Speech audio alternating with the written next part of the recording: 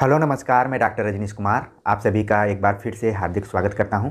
आज के video lecture में हम चर्चा करेंगे भक्ति की धाराएं और विभिन्न संप्रदायों के ऊपर, जिनसे कि तमाम प्रतियोगी परीक्षाओं में निश्चित तौर पर एक या दो सवाल रहते हैं, तो ये परीक्षा के दृष्टिकोण से इम्पोर्टेंट है। इसके पहले मैंने बातचीत किया था कि भक्ति के उदय का सामाजिक आधार क्या था, और उम्मीद है कि उस वीडियो लेक्चर को आप सभी ने देखा होगा और एक कॉन्सेप्ट क्लियर हो गया होगा कि आखिरकार वीरगाथा काल के बाद कौन सी ऐसी सामाजिक परिस्थिति निर्मित हुई जिससे कि एक भक्ति काल ही चल पड़ा हिंदी साहित्य के अंतर्गत। आज उसी के विकास की अगली कड़ी में हम बातचीत करेंगे कि कौन कौन सी धाराएं रही हैं और कौन कौन से विभिन्न संप्रदाय रहे। जब हम भक्ति के उदय के सामाजिक आधार पर बातचीत कर रहे थे तो मुख्य रूप से दो चीज़ों पर मैंने फोकस किया था, एक सामाजिक आधार, दूसरा वैचारिक आधार। तो क्या ये अचानक हुआ था? आपने उस वीडियो लेक्चर में देखा कि नाथ सिद्ध पहले थोड़ा थोड़ा भक्ति के बारे में कुछ कुछ लिख रहे थे। इसके अलावा विद्यापति ने भी भक्ति प्रधान कविताएं लिखी थी। तो ये कहना कि अचानक भक्ति काल में ही हो गया था, ऐसा नहीं था।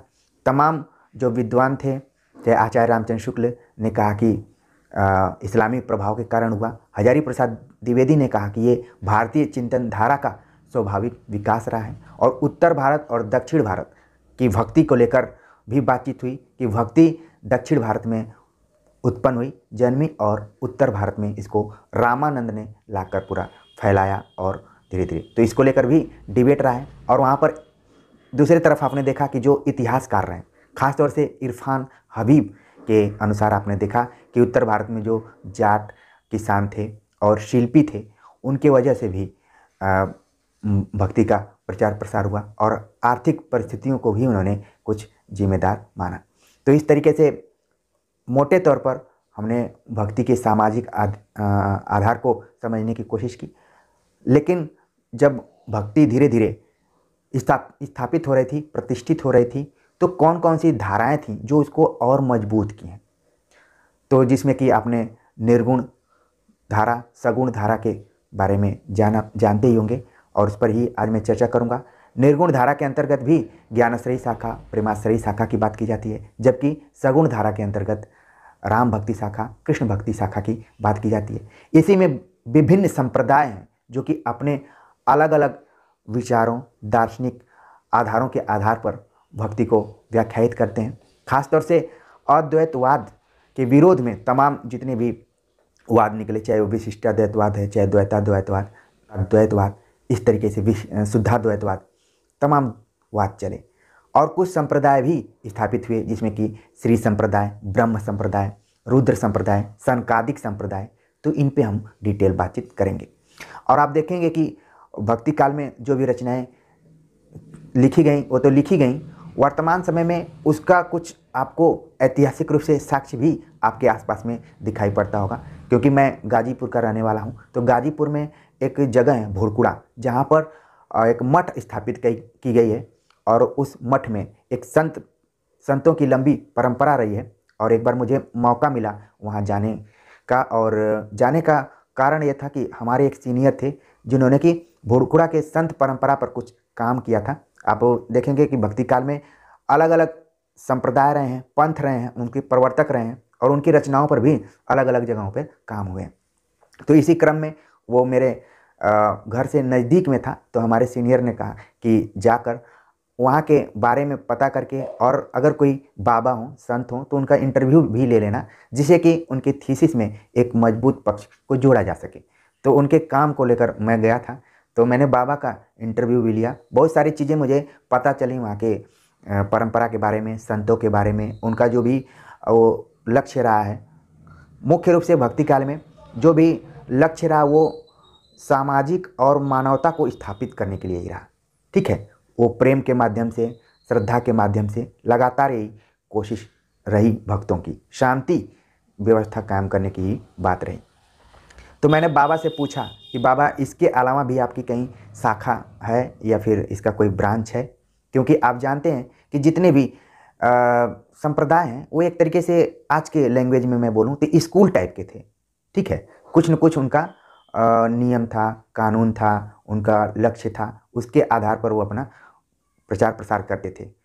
तो बाबा ने जो जवाब दिया मेरे प्रश्न का कि इसके अलावा और कहीं कहीं ब्रांच है, तो वो जवाब आपको इंटरव्यू में काफ़ी काम में आ सकता है।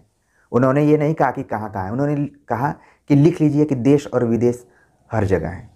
ये बड़ा ही कूटनीतिज्ञ टाइप का प्रश्न था, बड़ा ही। देख रहे हैं कि इसमें उन्होंने पहले बताया था कि नेपाल और कुछ और भारत के इलाके में है, लेकिन उन्होंने तुरंत मुझे रोकते हुए कहा कि रुकिए रुकिए, लिख लीजिए कि देश और विदेश हर जगह मौजूद है। तो इससे बड़ा उत्तर क्या हो सकता है। तो हम चलते हैं, सीधे बात करते हैं आज के लेक्चर पे कि भक्ति की कौन कौन सी धाराएं रही हैं और कौन कौन से संप्रदाय रहे हैं जो कि परीक्षा के दृष्टिकोण से इम्पॉर्टेंट है। मुख्य रूप से देखा जाए तो भक्ति की दो धाराएं प्रवाहित हुई, निर्गुण धारा और सरगुण धारा।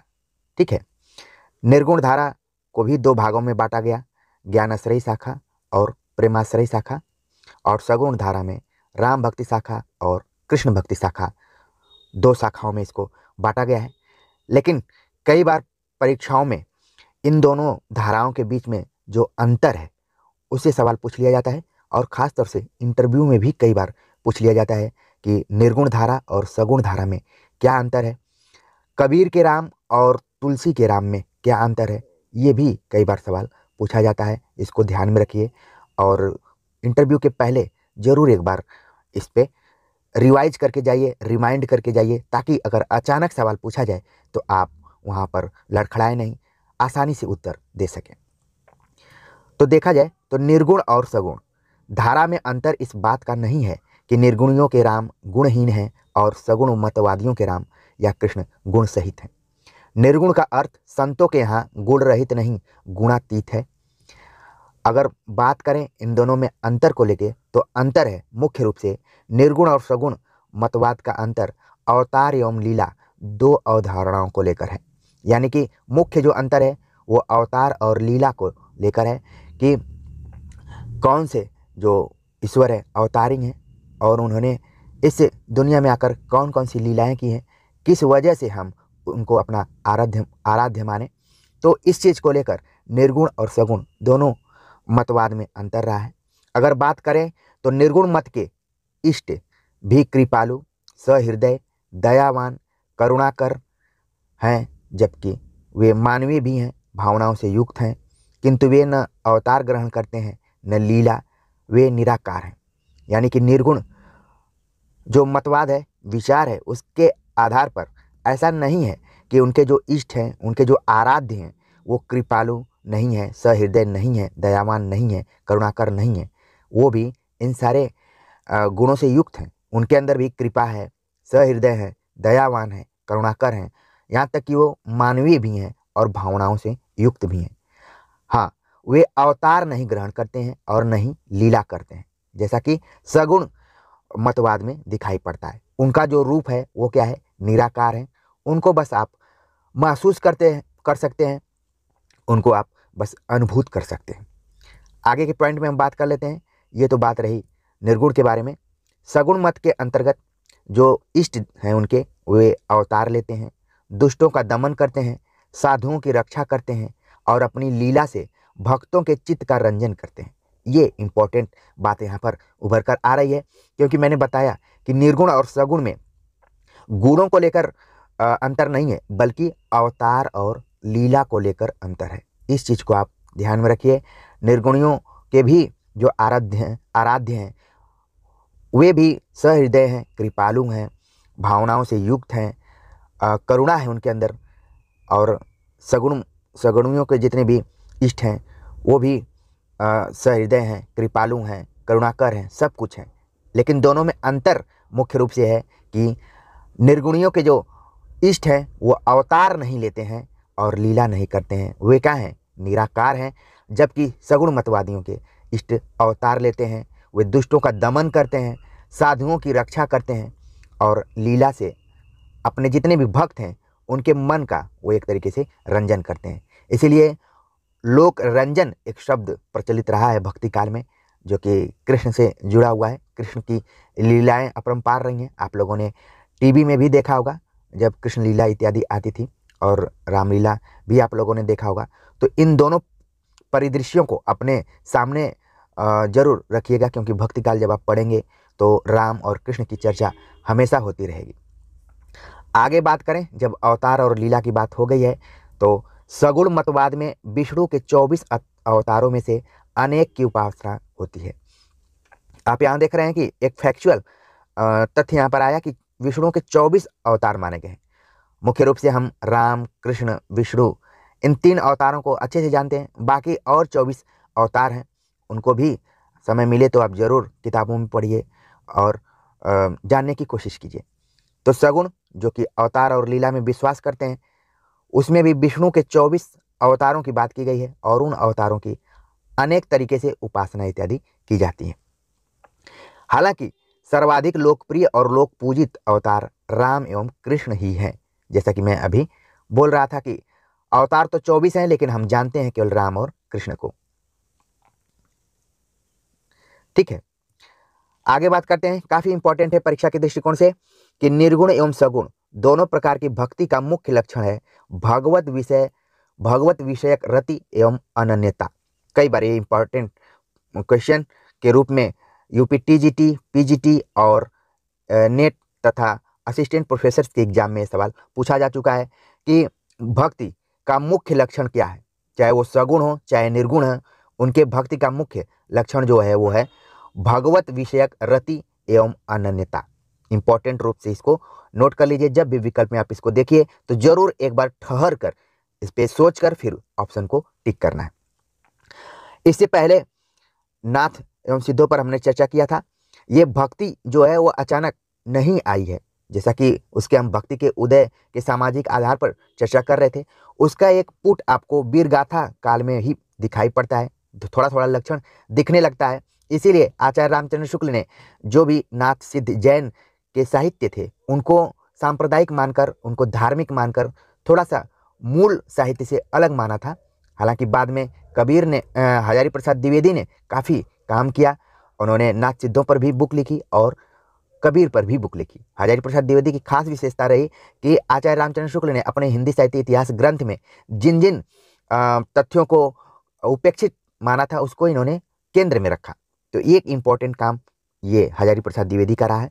तो बात करते हैं कि नाथ सिद्धों के आसन, प्राणायाम, सहज समाधि, शरीर, प्राण, मन, वाणी की अचंचलता का योग सब इसी महाराग में विलीन हो गए हैं। यानी कि भगवत विषयक रति, अनन्यता इत्यादि में थोड़ा थोड़ा लक्षण आपको नाथ सिद्ध के यहाँ भी दिखाई पड़ता है। आगे बात करें तो भक्ति के अनेक संप्रदाय हैं। अभी 24 अवतारों की बात की गई, यहाँ पर भक्ति के अनेक संप्रदाय हैं, जिससे कि परीक्षाओं में खूब सवाल पूछे जाते हैं। कुछ प्रमुख जो संप्रदाय हैं उन पर हम बात कर लेंगे। प्रमुख संप्रदायों की बात करें तो इसमें श्री संप्रदाय, ब्रह्म संप्रदाय, रुद्र संप्रदाय, सनकादि संप्रदाय या निम्बार्क संप्रदाय। कई बार सनकादिक लिख देता है यहाँ पर, इसमें क भी जोड़ देता है, तो ध्यान में रखिए। और निम्बार्क संप्रदाय को ही सनकादिक संप्रदाय भी कहा जाता है। तो एक एक करके हम प्रमुख संप्रदायों पर बात करेंगे, जिसमें कि पहला जो संप्रदाय है वो है श्री संप्रदाय। इसमें इसके नाम में ही लगा हुआ है श्री। श्री मतलब लक्ष्मी। आपने तमाम किताबों को पढ़ा होगा, लेकिन इस लेक्चर के माध्यम से आपको समझने में काफ़ी आसानी महसूस होगी कि जिस तथ्य को हम रटा करते थे ऑब्जेक्टिव्स किताबों से, आज आपको समझ में आ गया होगा कि श्री संप्रदाय आखिरकार इसका नाम क्यों पड़ा है। श्री माने होता है लक्ष्मी। यानी कि आगे बात कर लेते हैं हम। श्री संप्रदाय के जो प्रवर्तक रहे हैं, आचार्य रहे, वो हैं रामानुजाचार्य। लक्ष्मी ने इन्हें जिस मत का उपदेश दिया उसी के आधार पर इन्होंने अपने मत का प्रवर्तन किया है। यानी कि रामानुजाचार्य माना जाता है कि लक्ष्मी ने उनको उपदेश दिया था और उसी उपदेश को उन्होंने अपने शिष्यों के बीच प्रसारित किया, उसका प्रवर्तन किया। इसीलिए इसका नाम श्री संप्रदाय रखा गया है। इसीलिए इनके संप्रदाय को श्री संप्रदाय कहते हैं। इन्हीं की परंपरा में रामानंद हुए। ये काफ़ी इंपॉर्टेंट फैक्ट्स है कि हो सकता है कि कभी प्रश्न पूछा जाए कि रामानंद किस संप्रदाय से संबंधित हैं, तो उसका सही जवाब होगा श्री संप्रदाय। ठीक है।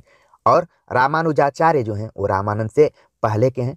उसी परंपरा को आगे बढ़ाते हुए रामानंद जुड़ जाते हैं। देखा जाए तो रामानंद का जन्म प्रयाग में हुआ था। प्रयाग जो वर्तमान समय में प्रयागराज के नाम से फेमस है, और इससे पहले के इतिहास में जाएंगे तो इसी को इलाहाबाद भी कहा जाता है। तो प्रयाग, प्रयागराज, इलाहाबाद सब एक ही नाम है। तो रामानंद प्रयाग से संबंधित है, इनका जन्म वहीं पर हुआ था। इनके गुरु का नाम था राघवानंद, क्योंकि प्रतियोगी परीक्षाओं में लगातार गुरु शिष्य परंपरा से प्रश्न पूछे जाते रहे हैं, तो ध्यान में रखिए कि रामानंद के जो गुरु थे वो है राघवानंद।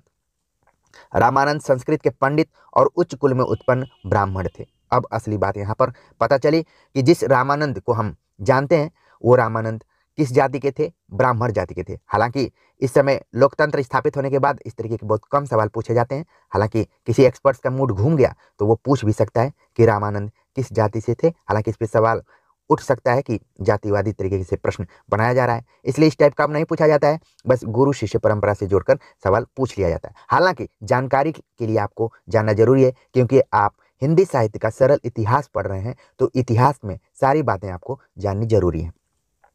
और कहा जाता है कि जो रामानंद है वे आकाश धर्मा गुरु थे। इनको हजारी प्रसाद द्विवेदी ने कहा था कि रामानंद कोई सामान्य गुरु नहीं थे, बल्कि आकाश धर्मा गुरु थे।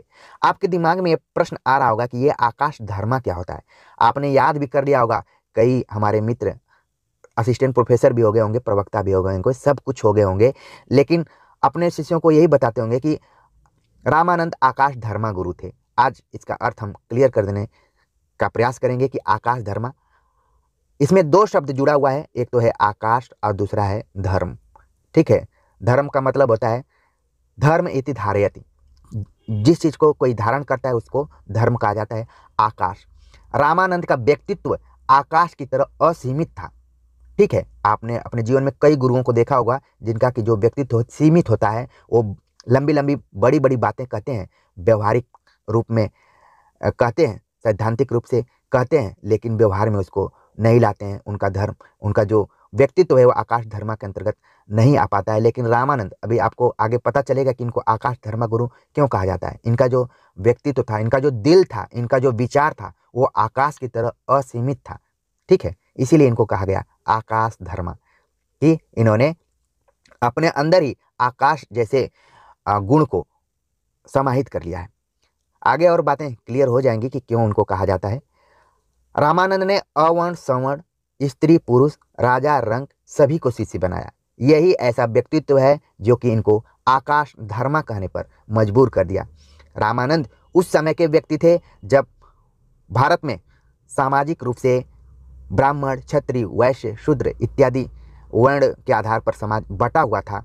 स्त्री पुरुष, अमीर गरीब, दलित, उच्च, इन सब में बटा हुआ था। लेकिन रामानंद ने इन सब को इग्नोर करते हुए जो उनका शिष्य बनना चाहा उसको उन्होंने बनाया।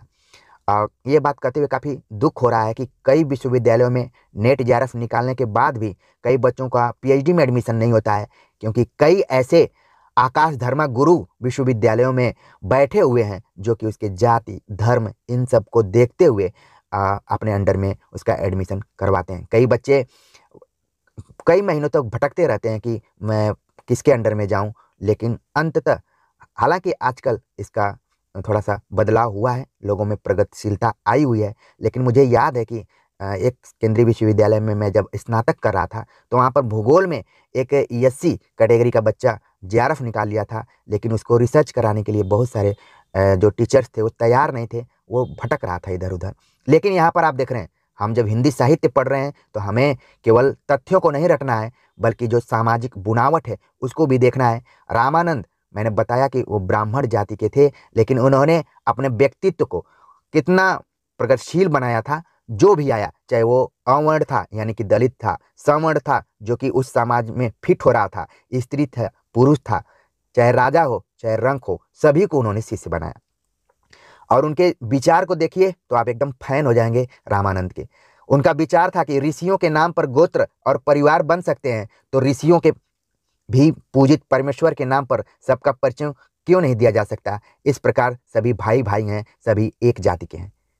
जो आज नारा दिया जाता है सबका साथ सबका विकास, बहुत पहले रामानंद ने बात कह दी थी, ये कोई नया नारा नहीं है। इस तरीके से आजकल रामानंद जैसे लोगों की काफ़ी ज़रूरत है। रामानंद ने कहा था कि श्रेष्ठता भक्ति से होती है, जाति से नहीं होती है। तो आप ध्यान में रखिए, कुछ मैं ज़्यादा रामानंद लोग को लेकर भावुक हो गया। हालांकि ऐसा नहीं है कि मैं उनसे कभी मिला था, लेकिन उनके जो विचार हैं वो विचार ही बता रहे हैं कि रामानंद कितने अच्छे गुरु रहे होंगे। उन्होंने सब वर्ग को अपना शिष्य बनाने के लिए तैयार थे। उनको कोई इस तरीके से सामाजिक रूप से भेदभाव उनके दिमाग में नहीं था। इसीलिए उस जमाने में इनके 12 शिष्य प्रसिद्ध हुए। आजकल अगर कोई 4-5 पीएचडी करा देता है तो उसको लगता है कि हमने काफ़ी पीएचडी करा दिया, लेकिन यहाँ पर आप देख रहे हैं कि रामानंद कुल 12 शिष्य इनके थे। उन शिष्यों का नाम ले लेते हैं। उसमें रैदास, कबीर, धन्ना, सेन, पीपा, भावानंद, नरहरयानंद, सुखानंद, अनंतानंद, सुरसुरानंद, पद्मावती और सुरसुरी। आप कई इतिहास ग्रंथ पढ़ेंगे तो इनके नामों को 2 पंक्तियों में समेट दिया गया है, जिससे कि आप उसको याद कर सकते हैं। हालांकि यहाँ मैंने सीधे सीधे इनका नाम ही बता दिया। और इसमें आप देखेंगे कि रैदास दलित जाति से थे, कबीर मुस्लिम थे, और जितने भी थे सब किसी न किसी जाति निम्न वर्ग से संबंधित थे। और 2 महिलाओं का यहाँ पर नाम आपको दिख रहा है, पद्मावती और सुरसुरी। तो इससे पूरा स्पष्ट हो गया कि ऊपर जितनी भी बातें हमने बताई हैं वो सब प्रामाणिक तौर पे सत्य हैं। तो ध्यान में रखिए, परीक्षा के दृष्टिकोण से कई बार सवाल पूछ लिया जाता है कि रामानंद के कुल कितने शिष्य थे, तो 12 शिष्य थे। और बाकी ये जो नाम दिया गया है, हो सकता है कि परीक्षा में बदलते हुए पैटर्न के आधार पर पूछ दिया जाए कि धन्ना के गुरु कौन थे, या फिर सुरसुरी के गुरु कौन थे, पद्मावती के गुरु कौन थे। हालांकि परीक्षाओं में ज़्यादातर रैदास और कबीर तक ही प्रश्न सीमित रहते हैं और बाकी सब उपेक्षित हैं। जो लोग पीएचडी करना चाहते हैं वो लोग ध्यान में रखें, ठीक है।